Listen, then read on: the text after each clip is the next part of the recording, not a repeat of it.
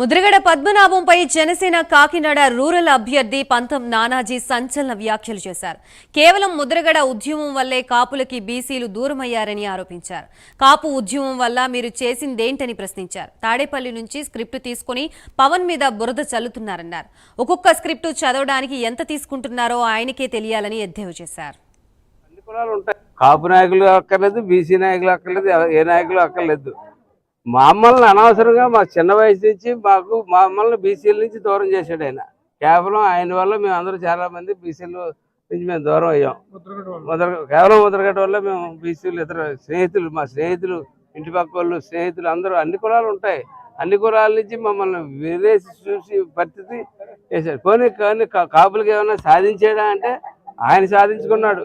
ఆయన తరం అయిపోయింది. ఇప్పుడు కొడుకు గురించి మళ్ళా మొదలుపెట్టాడు.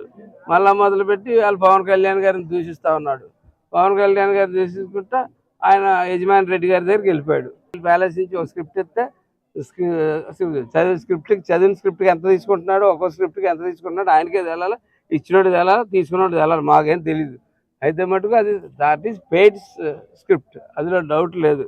ఎందుకంటే ఆ ఆవేశం కనపట్టలేదు, ఆ ఇది కనపట్టలేదు, ఆ బాధ కనపట్టలేదు, ఆ నటన మటుకు కొట్టొచ్చేట్టు